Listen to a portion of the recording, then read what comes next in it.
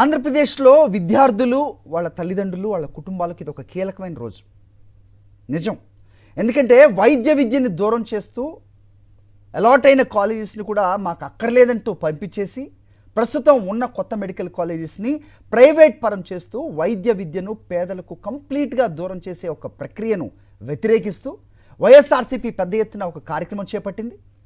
1 కోటి సంతకాల సేకరణ అంటూ వైఎస్ఆర్సీపీ ముందుకొచ్చింది. తద్వారా ప్రజల మనోభావాలు ఏంటి, వాళ్ళు ఏమనుకుంటున్నారనేది వైఎస్ఆర్సీపీ గొంతుగా గళం విప్పనుంది.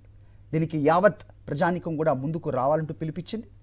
ప్రభుత్వ మెడికల్ కాలేజీల ప్రైవేటీకరణను నిరసిస్తూ రాష్ట్ర వ్యాప్తంగా వైఎస్ఆర్సీపీ ర్యాలీలు చేపట్టనుంది. 175 నియోజకవర్గాల్లో కూడా ర్యాలీలు నిర్వహించనున్నారు. ఇప్పటికే పెద్ద ఎత్తున 1 కోటి సంతకాల సేకరణ ఉద్యమం చేపట్టారు వైఎస్ఆర్సీపీ శ్రేణులు. చంద్రబాబు సర్కార్ నిర్ణయాన్ని ప్రజాస్వామ్యవాదులు, మేధావులు, పలు రాజకీయ పార్టీలు కూడా తప్పుపడుతున్నాయి.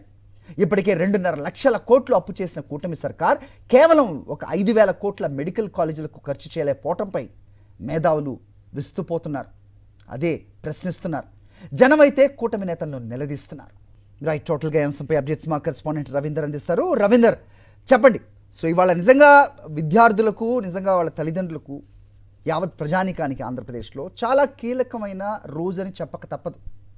వైద్య విద్యను దూరం చేస్తూ ప్రస్తుతం కూటమి సర్కార్ తీసుకుంటున్న నిర్ణయాలు, మెడికల్ కాలేజ్ని వద్దంటూ రిటర్న్ చేసేటాలు, వీటన్నిటిని కూడా వ్యతిరేకిస్తూ వైఎస్ఆర్సీపీ పెద్ద ఎత్తున కార్యక్రమం చేపట్టింది. ఇవాళ ర్యాలీలు నిర్వహించబోతోంది. ఏ రకంగా ఉండబోతోంది స్పందన? ఏంటి మీ దగ్గర ఉన్న ఇన్పుట్స్?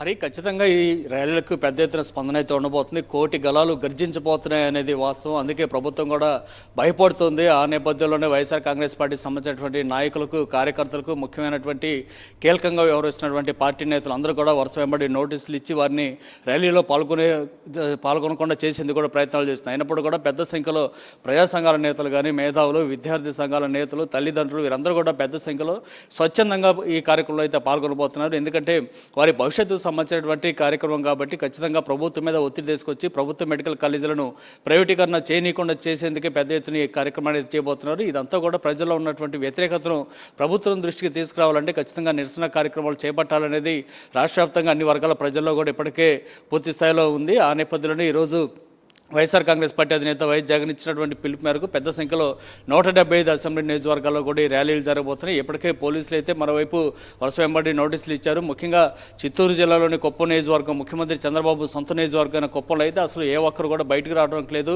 ర్యాలీలు జరగడానికి లేదు అంటూ కూడా ఇప్పటికే హుకుం జారీ చేసిన పరిస్థితి. అయినప్పుడు కూడా అక్కడ కూడా పెద్ద సంఖ్యలో ఈరోజు ర్యాలీ అయితే జరగబోతుంది. దాంతోపాటు పక్కన ఉన్నటువంటి గంగాధర్ నెల్లూరులో అయితే 20 మందితోటి ర్యాలీలు నిర్వహించారంటూ ఒక ఆంక్షలు జారీ చేశారు. ఈ ఆంక్షలు ఇక్కడే కాదు, రాష్ట్ర వ్యాప్తంగా ఉన్నాయి. ఇటు నర్సీపట్నంలో కూడా అక్కడే ఇన్ఛార్జి గణేష్కి ఇప్పటికే నోటీసులు ఇచ్చారు, ఎవరు ఇంట్లోంచి బయట రావద్దంటూ. అట్లాగే గోదావరి జిల్లాలో పి గన్నవరంలో అయితే నాయకుల్ని హౌస్ అరెస్ట్ చేసినటువంటి పరిస్థితులు ఉన్నాయి. సో ఇలాంటి ఆంక్షలు అనేవి సహజంగా ప్రతిసారి జరుగుతూనే ఉన్నాయి. ఎందుకంటే ప్రభుత్వం మీద ఉన్నటువంటి వ్యతిరేకతను వైఎస్ఆర్ కాంగ్రెస్ పార్టీ అప్పటికప్పుడు తెలియజేస్తుంది కాబట్టి దీన్ని అడ్డుకునే ప్రయత్నం ప్రభుత్వం చేస్తూనే ఉంది. కానీ ఇది మెడికల్ కాలేజీకి సంబంధించిన ఇష్యూ కూడా కావడంతో ఈసారి ఎలాంటి ఆంక్షలు, అడ్డంకులు అన్నింటిని కూడా పక్కబెట్టి ఒక వైఎస్ఆర్ కాంగ్రెస్ పార్టీ కార్యకర్తలు కాదు, అన్ని వర్గాలకు సంబంధించినటువంటి ప్రజలు ఈ కార్యక్రమంలో పాల్గొనబోతున్నారు. అందులో భాగంగానే 175 అసెంబ్లీ నియోజకవర్గాల్లో పెద్ద ఎత్తున కార్యక్రమం జరగబోతుంది. దీనికి సంబంధించి ఇప్పటికే ఇంటెలిజెన్స్ వర్గాలు ప్రభుత్వానికి కూడా ఒక నివేదిక ఇచ్చాయి. ఏ స్థాయిలో మనం ఆపినా, అడ్డంకులు సృష్టించినా, కేసులు నమోదు చేసినా సరే పెద్ద సంఖ్యలో ఈ కార్యక్రమం జరగబోతుందంటూ రాత్రి పూర్తి స్థాయిలో ఇంటెలిజెన్స్ నివేదికలు కూడా ప్రభుత్వానికి అందినట్టు మనకు సమాచారం అవుతుంది. ఇక మెడికల్ కాలేజీ సంబంధించి చూస్తే ఇప్పటికే గతంలో స్వతంత్రం వచ్చిన తర్వాత కేవలం 11 మెడికల్ కాలేజీలు మాత్రం ఆంధ్రప్రదేశ్లో ఉంటే కేవలం వైఎస్ జగన్ ప్రభుత్వంలో ఒకేసారి 17 మెడికల్ కాలేజీలు తీసుకొచ్చి సంచలనం సృష్టించినటువంటి పరిస్థితి ఉండేది. అయితే వీటన్నిటిని కూడా ప్రభుత్వం, ఇప్పుడు వచ్చినటువంటి చంద్రబాబు ప్రభుత్వం తన బినామీలకు దోచిపెట్టేటువంటి కార్యక్రమం చేస్తుంది. అయితే అదృష్టవశాత్తు అప్పటికే జగన్ గవర్నమెంట్లో 5 మెడికల్ కాలేజీలను కూడా ప్రారంభించి నిర్మాణం పూర్తి చేసి కాలేజీలను కూడా ప్రారంభించినటువంటి పరిస్థితి. అటు విజయనగరం కానీ, ఏలూరు, రాజమండ్రి, నంద్యాల ఇవన్నింటిలో కూడా ఇప్పటికే సీట్లు వచ్చేసాయి. అక్కడ బోధన కూడా జరుగుతున్నటువంటి పరిస్థితి. పాడేరు సంబంధించి అయితే కేవలం 50 సీట్లు చాలు, అంతమించి ఎక్కువ వద్దంటూ కూడా ప్రభుత్వం ఎన్ఎంసీకి లేఖలు రాసినటువంటి పరిస్థితి. సో ఇట్లాంటి ఎన్ని అడ్డంకులు సృష్టించినా సరే ఖచ్చితంగా మెడికల్ కాలేజీలను ప్రైవేటీకరణ చేయకూడదు. బినామీలు, చంద్రబాబు తన బినామీలకు దోచిపెట్టేటువంటి వ్యవహారాన్ని వ్యతిరేకిస్తూ దాన్ని అడ్డుకోవాలనేది వైఎస్ఆర్ కాంగ్రెస్ పార్టీ ఇచ్చిన పిలుపు మేరకు ఈరోజు రాష్ట్ర వ్యాప్తంగా 175 అసెంబ్లీ నియోజకవర్గాల్లో కూడా 1 కోటి గలాల గర్జన అనేది ప్రారంభం కాబోతుంది. Hari, all right Ravinder.